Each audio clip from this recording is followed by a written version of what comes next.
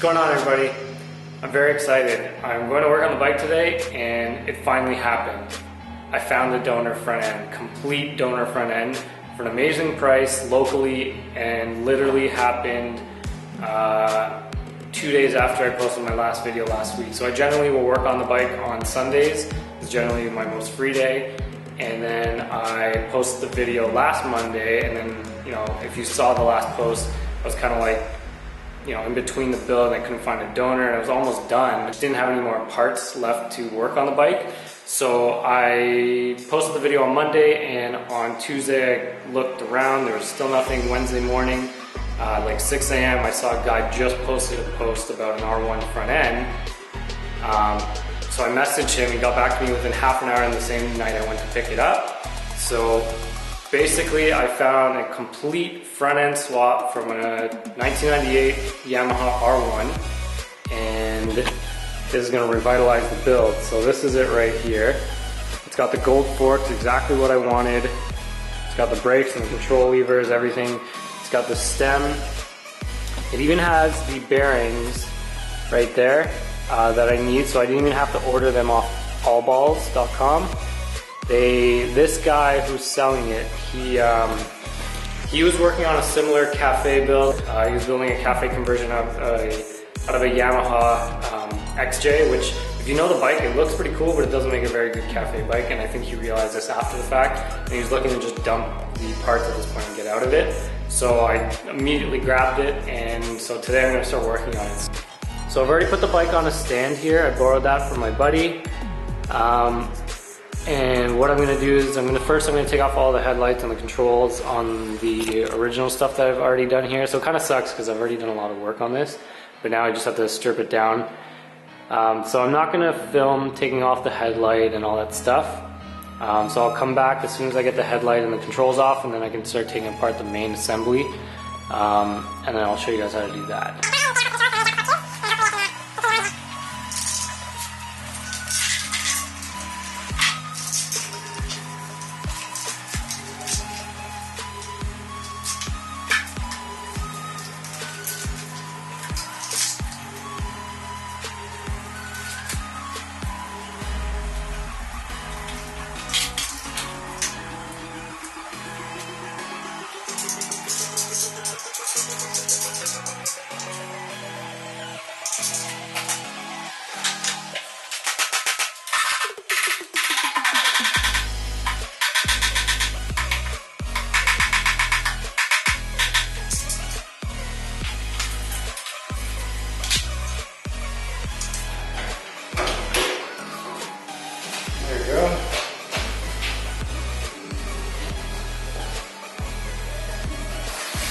See the size comparison here.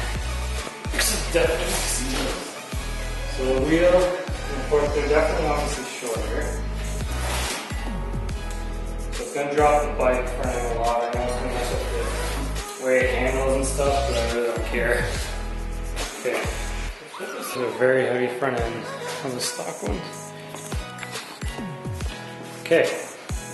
So the bike is pretty much apart now. We'll mess the wiring again. That's going to be fun to deal with. Okay, so now I've got to take off the top half of the assembly here.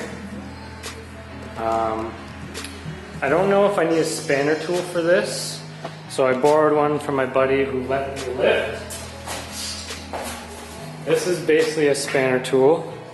And then this one's adjustable. So most bikes have a lock somewhere in between here, and oh yeah, so this bike definitely has one, I can see it. So if you look right here, there's this weird little lock here. So this would actually grip it and be able to remove it.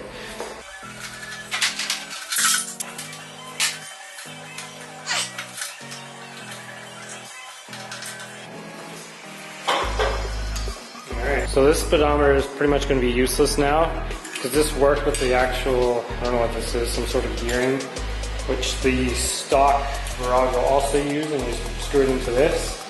But the new front end will not have this, so I'm going to have to find something digital, I think.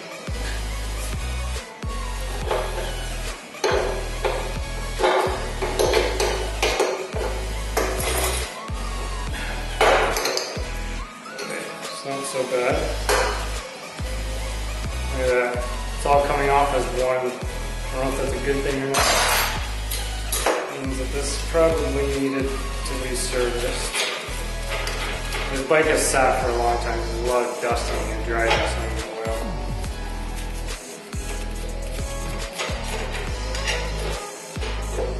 Oh, shit. These are loose bearings too.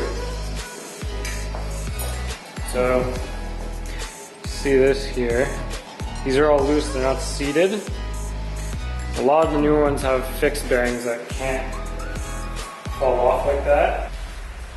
That must have been a nightmare to install. Hilarious. Okay, well, I'm just gonna not give a fuck right now. A lot of these, when you take them out, you gotta take out these rings that sit inside the neck. There should be some notches usually to help you put a screwdriver in and hammer them out. Unfortunately, this one does not. So I'm gonna go from the top and try to hammer the bottom one out first. So I'm gonna try to hammer out this bottom one right here. I don't know if you can really see that. And then I should be able to go from the bottom and hit the top one out. So I have this old piece of tubing from my subframe.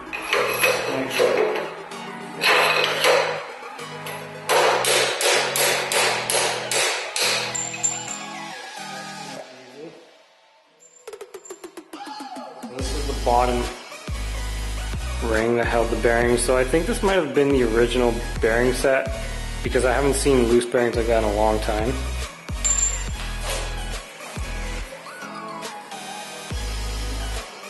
You just double check that you got everything. There's no other inner pieces and stuff like that. And then I can do the bottom.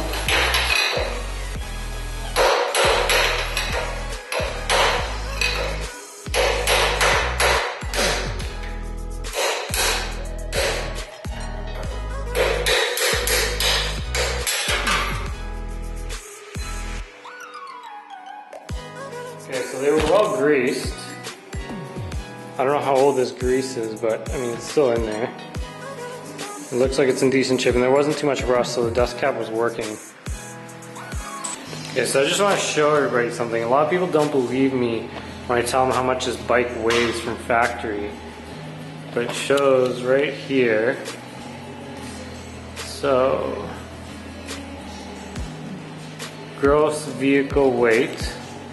1,060 pounds, if you can see that right there. So this is a 1,000-pound bike, and I've stripped off maybe 100 pounds, maybe less, from all the other shit that I took off in the beginning. But now I don't know if I've added weight or lost weight. I probably still kept off a lot of weight because the subframe weighs a lot more than the original stuff that was on there with the double passenger shit. And I took off the center stand, which is back there somewhere, the foot pegs and all that stuff weighed a lot. This gas tank weighs a lot less than the original one there. The front end, the new front end actually weighs, it's still pretty heavy, but it weighs a little less than the original one. Just that alone weighs more than the entire setup there. So anyways, so when I took it off, I took the time here to just clean up everything that I couldn't reach before, just give it a nice wipe down. It's a good time to access the exhaust too, but I think I'm gonna tackle the exhaust. I just don't like the way this looks, and I wanna do like I wanna do the shapes like some of them that I've seen. I found some exhaust parts locally for a lot cheaper than I could find on like Dime City Cycle, for example, and they're already pre-bent and whatnot. So I'll try to tackle it, and I think it could probably cost me about $60. If I mess up, I mess up, no big deal. But it'll be a good learning experience.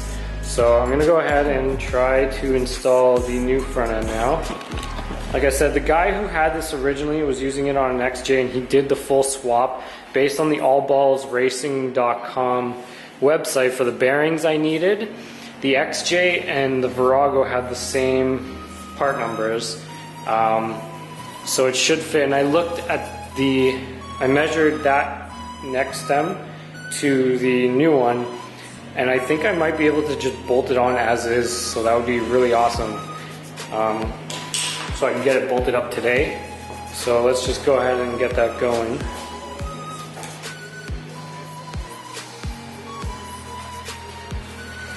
before I go ahead and do this, I'm going to grease these. So you see how these new bearings are all together here? This is not loose bearings, so it does come apart.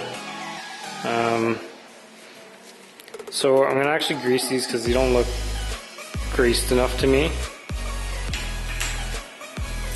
When you grease these bearings, the idea is to ensure that there's full of grease everywhere. So I like to just put some in my palm, work it through, and then hold my fingers in there so I can twist it.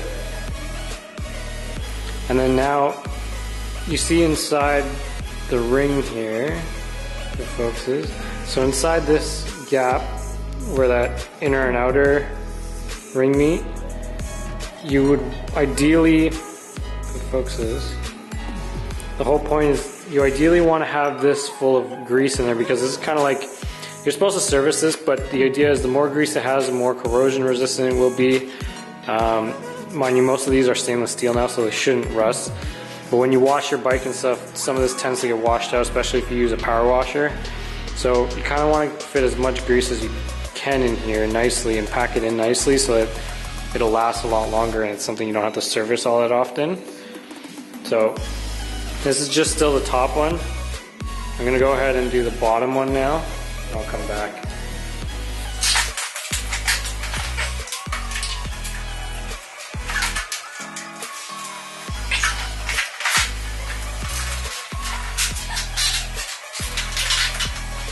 So I'm using my lawnmower to hold this front end up because it's really fucking heavy.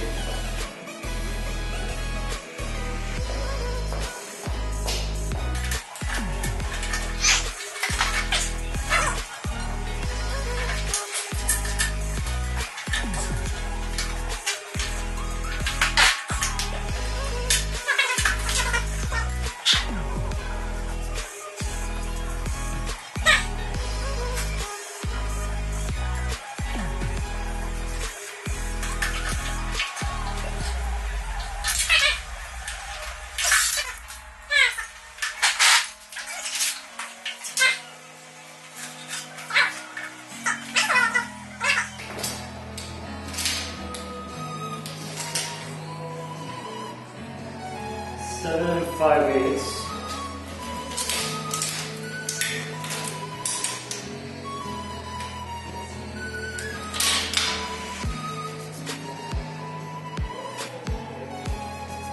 Oh god. It's literally 16th too short. And I have a feeling it's because I can't fucking get it high enough.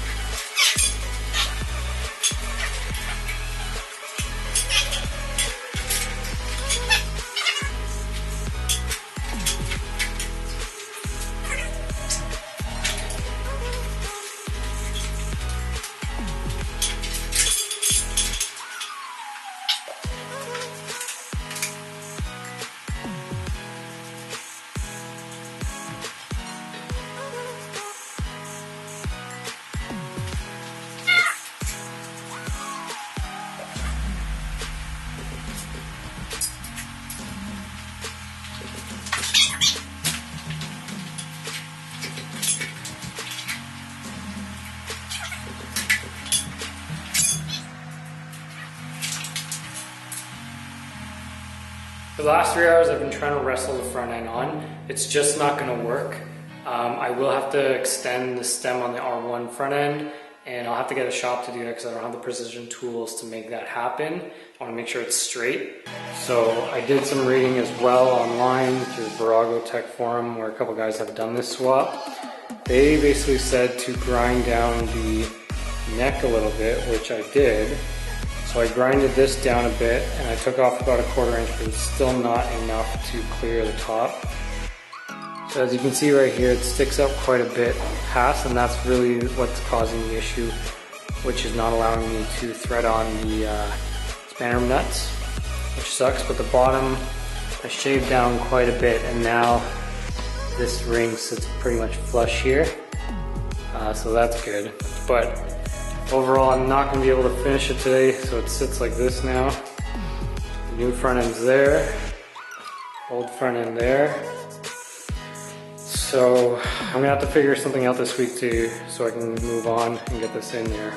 So thanks for watching, and I'll catch you guys next time.